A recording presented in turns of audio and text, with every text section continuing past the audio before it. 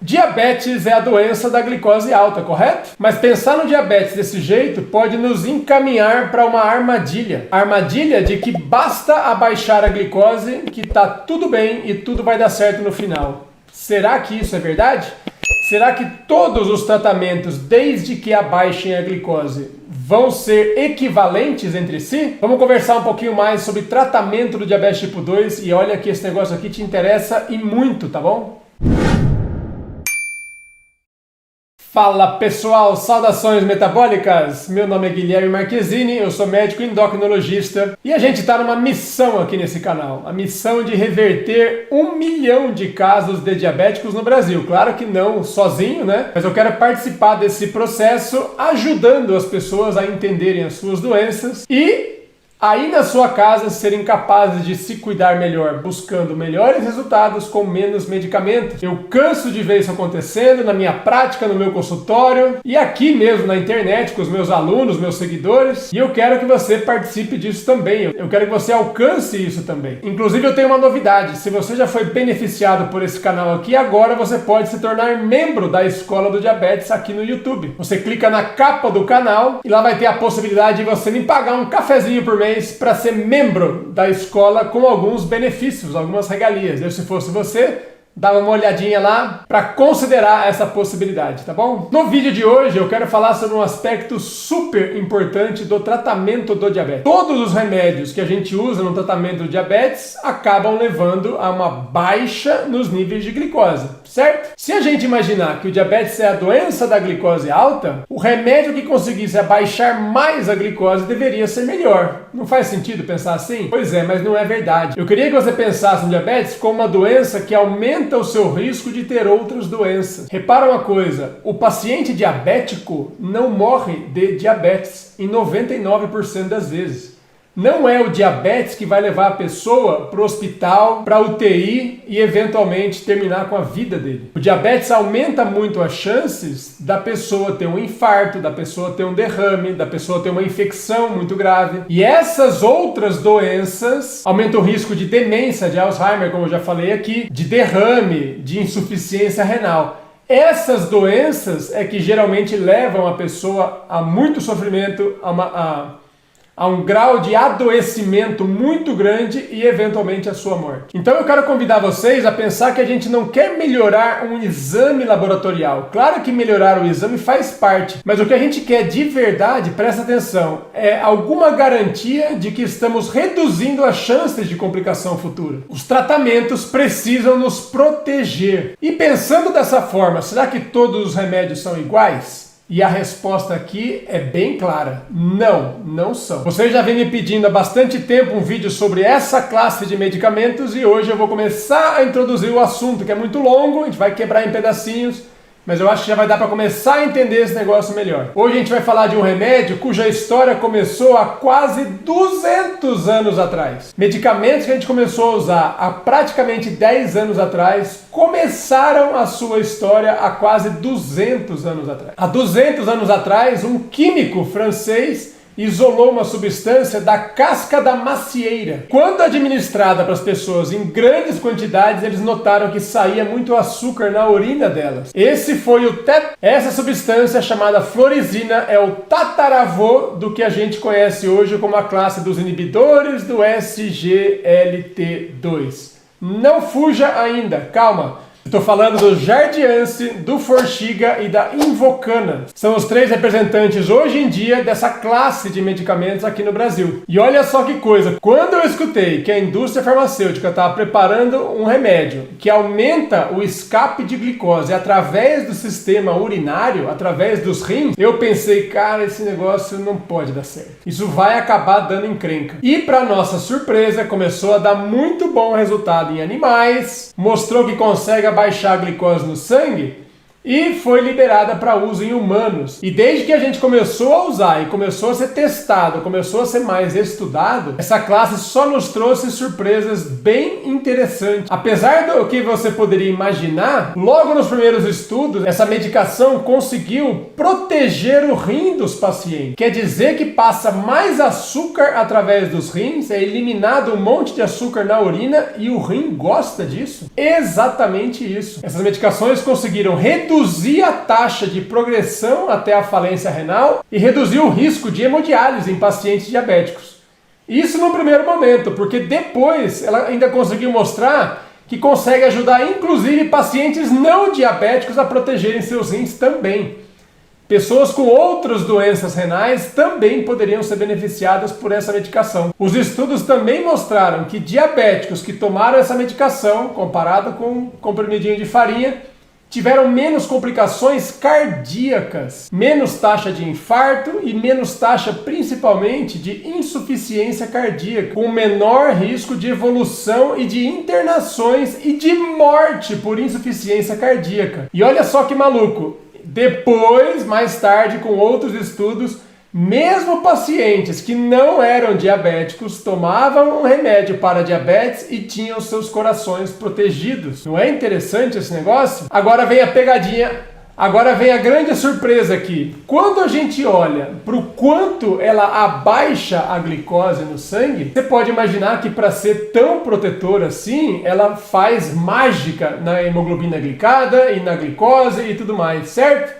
Errado. Ela tem efeitos muito modestos nessa capacidade de melhorar a parte glicêmica do diabetes. Ela não abaixa muito a hemoglobina glicada. Isso faz sugerir que, embora abaixe um pouco, menos de um ponto na média, quer dizer, geralmente ela nem é capaz de levar a pessoa ao normal. Ela pega uma glicada mais alta e melhora, mas fica mais ou menos. E ainda assim, ela foi capaz de mudar a história da doença para muita gente lá na frente, depois de 5, 8, 10 anos. Aí eu volto para minha pergunta original. Quando você vai tratar o seu diabetes, você vai começar a fazer um plano de tratamento para o seu diabetes, o que você quer alcançar? Eu espero que você não se contente com simplesmente abaixar a glicose. Claro que a gente vai querer abaixar a glicose, mas pelo jeito a forma como a gente vai abaixar a glicose importa bastante. Quer ver um excelente exemplo? Se a gente for avaliar todas as nossas opções em termos de tratamento do diabetes, sabe qual é a mais potente de todas? Quem consegue abaixar mais a glicose, a glicada e tudo mais? É a própria insulina.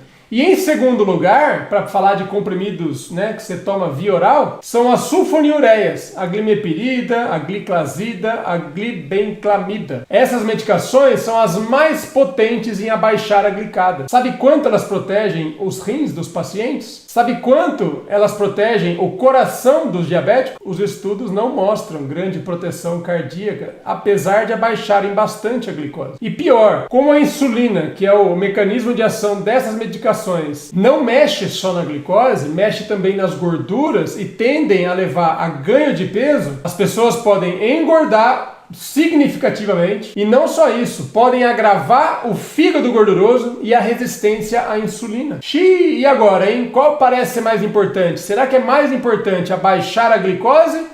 Ou é mais importante não piorar esse lado da resistência à insulina? Essa classe do Forxiga, do Jardiance e da Invocana parecem sugerir que resistência à insulina pesa mais nessa balança. Porque essa classe sim é capaz de reduzir gordura visceral, afinal de contas joga comida fora, né? No fundo você está jogando o equivalente a quase 2 pãezinhos por dia de açúcar na urina. Maluco, né? Bastante coisa. E as pessoas tendem a perder um pouco de peso, mudam o impacto hormonal, alivia a resistência à insulina e tudo isso culmina com proteção cardiovascular e renal. Aliás, não só isso, mas proteção do risco de morte, que é um negócio difícil de encontrar em toda a medicina. É difícil, são poucos exemplos dos comprimidos que você dá para uma pessoa e ela tem menos chance de morrer por conta disso. Essa classe tem isso. Ah, doutor Guilherme, agora eu já sei o que eu preciso então. Eu quero tomar esse negócio, eu vou lá na farmácia agora comprar. Fala de novo o nome aí que eu vou mandar chamar no telefone já. Por favor, não façam isso. Essa medicação tem risco de complicações consideráveis e essa decisão deve ser tomada junto de um médico experiente no assunto, tá bom? Quais complicações são importantes? Isso é importante saber porque uma delas é grave e leva a risco de morte. Então não brinque em serviço, hein? Primeiramente, porque elas causam um efeito quase parecido com um diurético, ela elimina muito líquido do corpo da pessoa, ela pode levar à desidratação e pode levar à piora da função renal no primeiro momento. Olha só que incrível isso. Você precisa estar ciente e esperando isso acontecer. Então é aquela coisa, você piora um pouquinho mais rápido no começo para garantir melhora futura. Por isso que o seu médico tem que estar do seu lado. Segunda coisa, a sua urina vai sair docinha, bem docinha. Eu não vou pedir para você fazer o que o médico das antigas fazia, né, que é provar o xixi do paciente para ver que está doce. Mas no exame de urina você vai ver lá várias cruzinhas de glicose por causa do remédio. É assim que ele age, não estranhe. Agora, por que isso importa? Porque o diabético já é sujeito a ter infecções por fungo. E fungo adora a seguinte combinação, olha só. Urina doce com açuquinha, que é a comida dele, num ambiente úmido, quentinho e escurinho, que é a região genital. Se você for no banheiro fazer um xixizinho e não tirar todo o açúcar dali da região, você vai ter infecção por cândida, por fungos, que no homem fica mais ali na ponta geralmente, então leva a desconforto, ardência e uma gosminha na ponta do peru, mas principalmente nas mulheres pode levar a vaginite, a cândida vaginal realmente e infecções genitais mais amplas, então é super importante ficar de olho, tá? Outra situação especial é se você já tem infecções urinárias de repetição. Cuidado, porque esse açúcar extra na urina não é bem comprovado, mas pode ser importante para o seu caso. Seu médico deve estar acompanhando. E principalmente essa classe de medicações aumenta a predisposição das pessoas